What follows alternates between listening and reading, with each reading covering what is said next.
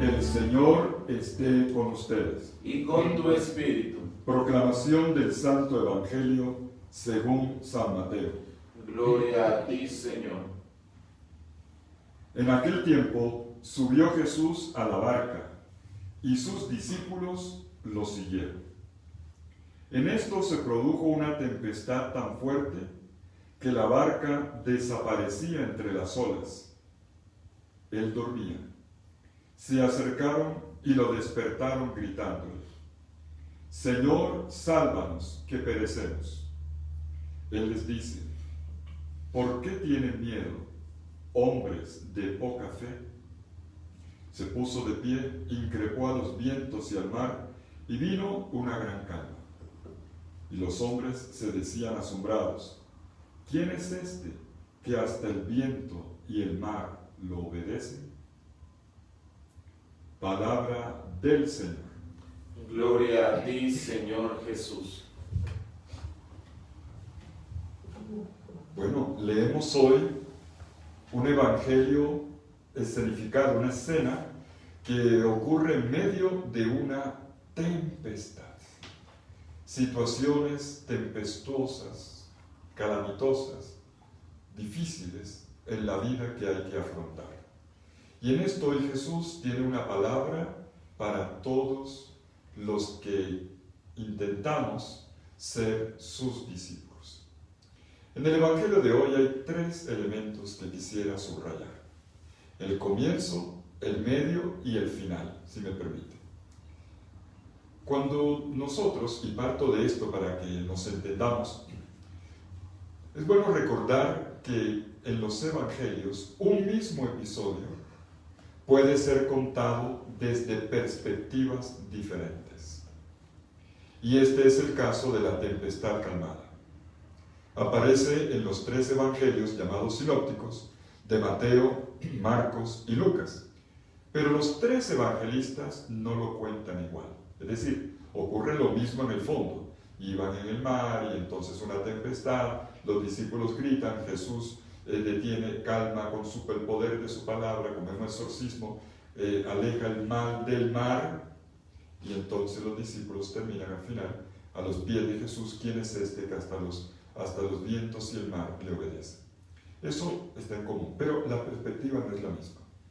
Según el Evangelio de Marcos, y aquí viene el primer elemento, el relato comienza al atardecer.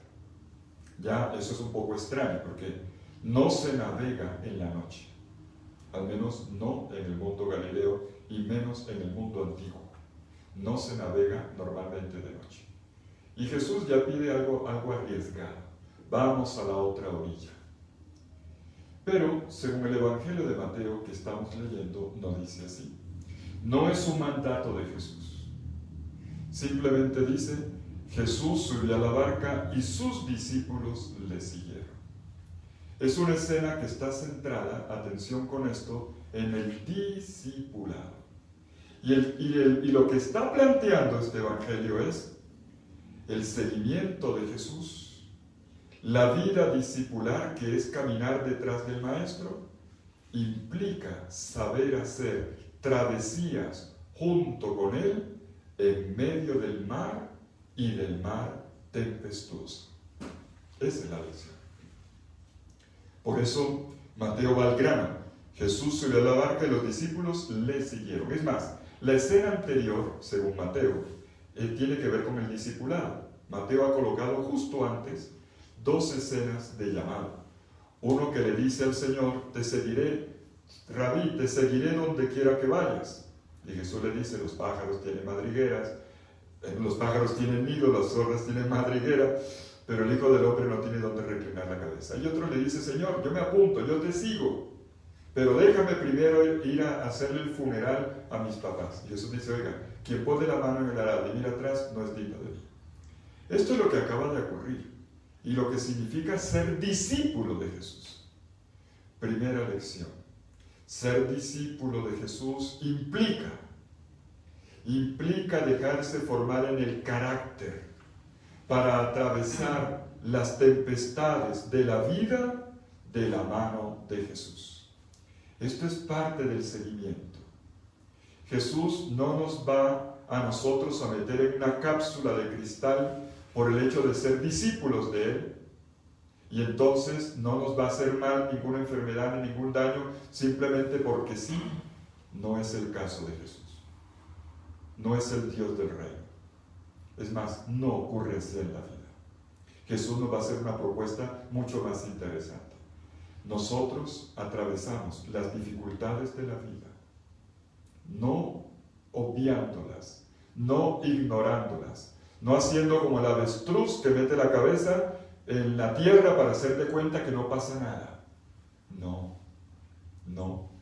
El discípulo atraviesa las tempestades junto con Jesús, poniendo sus pasos en las huellas de Jesús. Y dice, ¿cómo que cuáles huellas? Si estamos en el mar, que significa inseguridad, donde no hay piso firme.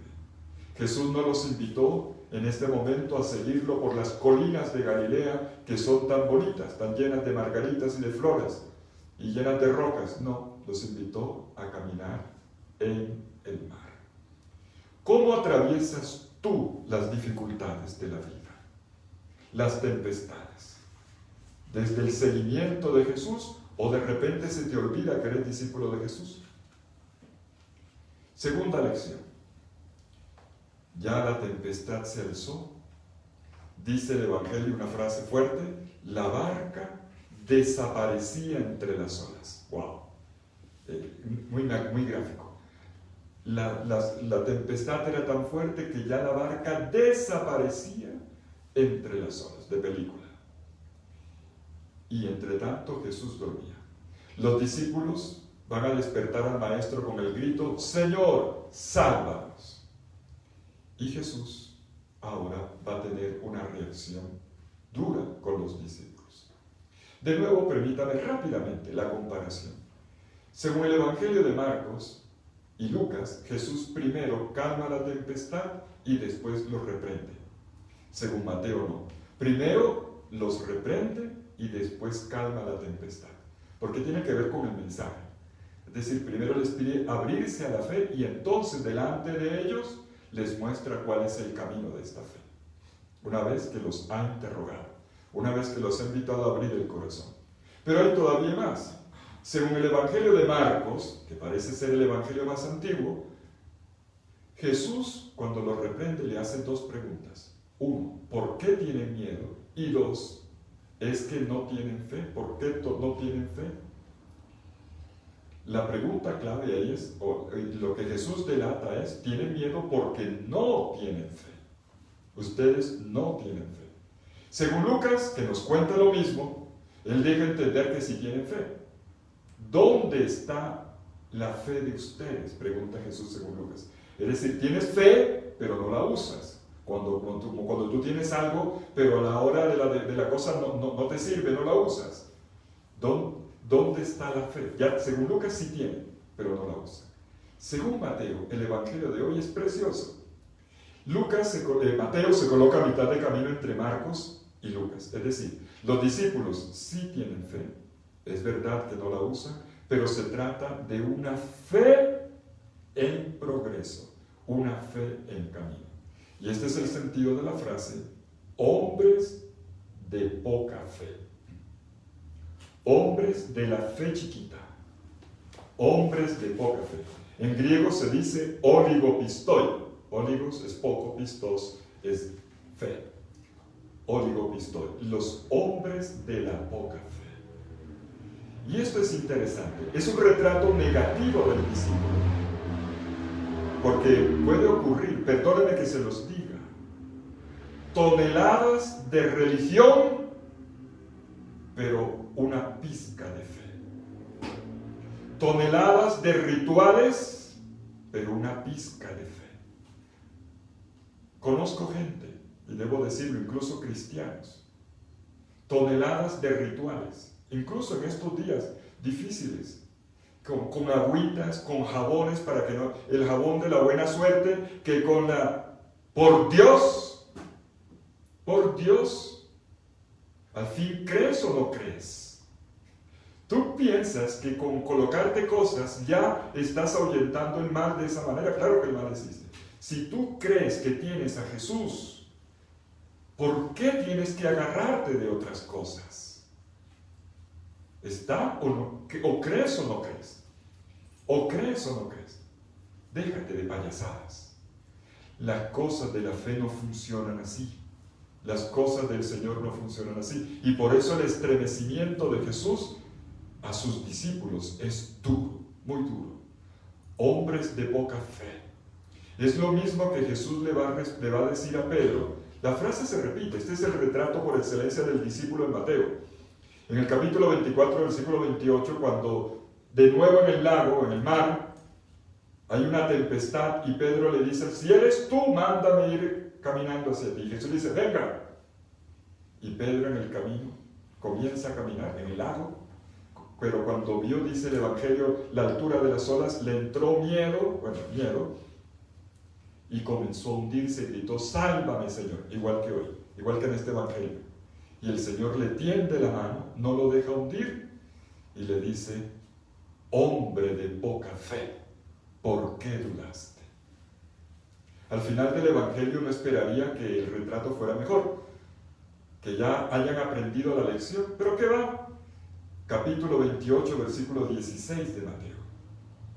Ya Jesús resucitó, los discípulos convocados por las mujeres llegan a una montaña de Galilea y entonces se postraron ante el Señor resucitado, pero el evangelista nota, y algunos todavía dudaban. Caramba, con todo y todavía dudaban. Hombres de poca fe. Es un retrato negativo, pero lo bonito es que es una imagen en realidad también amable. La fe es como una semilla que siempre está creciendo. O sea, nunca tendremos suficiente. Nunca tendremos suficiente. ¿Y qué hay que hacer para que esta semilla germine en la tierra de las crisis? Esto es lo bonito del Evangelio, esta es la enseñanza de Jesús. Las crisis, las dificultades, los problemas no son para achacárselos al mal que anda por el mundo, a una brujería que me hicieron, a una cosa. Hay gente tan tonta que cree en eso. Las crisis de la vida son el terreno fértil y abonado para que tu carácter se fortalezca y para que tu fe en Jesús crezca. Ese es lo que Jesús hoy nos dice. Por eso primero los interroga y luego hace el signo. El signo que Jesús hace, el milagro de afrontar el mar tempestuoso, se va a parecer a los exorcismos. Cállate, enmudece. De la misma manera que Jesús reprendía al demonio, así reprende también al mar embravecido. Descubre a Jesús. Descubre el poder de su palabra, que es más poderoso siempre, siempre, siempre que el mal amenazante. Y si tú estás en Jesús, junto con Jesús, siempre vencerás. Siempre. Aun cuando no entiendas. ¿Y cómo es que el Señor está durmiendo? ¿Por qué el Señor está callado? Ahí donde se ve lo raquítica que es la fe. ¿Dónde está Dios? ¿Por qué Dios no funciona? Oye, es que Dios no es un botoncito rojo que tú tocas y ya te responde todas tus cosas. Dios no es una cosa, Dios es una persona, como lo eres tú. Y por lo tanto depende del trato con Él. No puedes manipularlo. Cuidado con esas religiones manipuladoras de Dios, que te dan todo por hecho. Si haces esto, con seguridad se te va a conceder. Óyeme, eso es corrupción religiosa, está corrompiendo a Dios. A Dios no se le compra. Dios es gracia, a Dios no se le compra. No es un Dios mecánico, no lo es, no lo es. Y el mensaje de Jesús en medio de todo esto es, aun cuando yo esté en silencio, luego rugirá sobre el mar y lo calmará. Pero aun cuando yo parezca en silencio, lo importante es que yo estoy en la barca contigo. No es ¿dónde está Dios en la tempestad? Dios ni causa la tempestad, por mucho que no, que es por nuestro bien. Claro, que todo concurre para el bien de los que aman al Señor, pero eso lo entendemos después. Ni Dios lo causa, ni Dios lo permite. Ya lo he dicho aquí y lo repito. ¿Quién es el Dios del reino, el Dios de Jesús? Uno que está contigo en la barca. Ese Dios, un Dios amable por descubrir. Un Dios que merece que tú le abras tu corazón y te entregues a Él. No un aparatico manipulable, donde todo lo que tú quieres inmediatamente se te concede porque sí, o porque hiciste determinado ritual o diste determinada ofrenda. No nos engañemos. Dios no es así.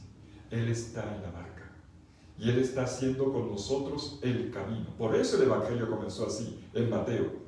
Sus discípulos le siguieron. ¿Y dónde habrá que seguirlo? En el camino de la muerte y resurrección. No es un Dios de espiritualidades, de miel, de caramelo, de mermeladas, para vivir en el mundo como si no pasara nada. No, no es así. Es un Dios que camina contigo, que te enseña a caminar en el mar y en el mar tempestuoso, un Dios que fortalece tu carácter y abre tu camino, abre tu corazón para que lo descubras y entonces tú te apoyes en el poder de su palabra. En el poder de su palabra. Jesús gritó al mar y lo sigue haciendo, pero tienes que descubrirlo. Y aquí viene el tercer y último detalle del Evangelio de hoy. El Evangelio no termina cuando la barca llega a la orilla. Sería un final feliz. Y llegaron a la orilla y se bajaron y que qué susto, ya salimos contentos, hagamos fiesta porque lo superamos. No. El Evangelio termina en punta, termina con una pregunta. Y una pregunta que cada uno tiene que responder. Una pregunta abierta. ¿Quién es este? ¿Quién es este que hasta el viento y el mar le obedecen? Ese es el final del Evangelio.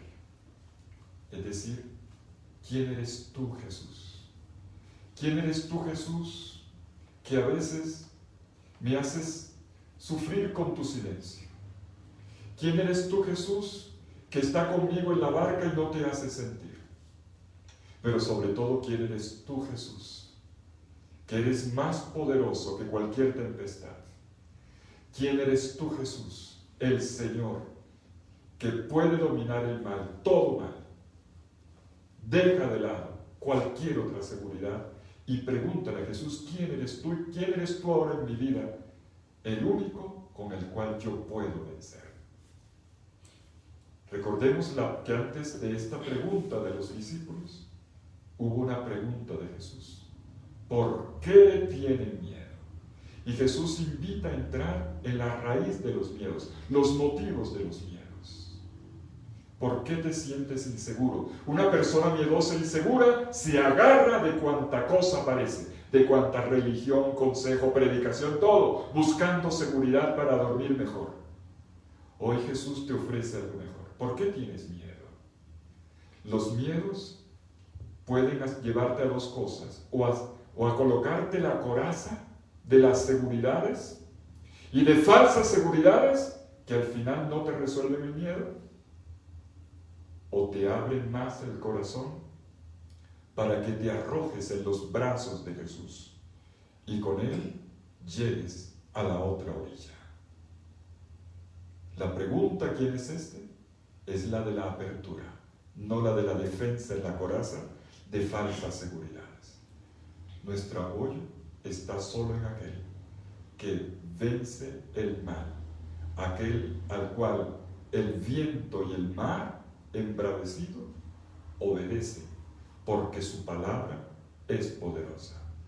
Ese es el Jesús en el que yo creo, en el que yo me apoyo.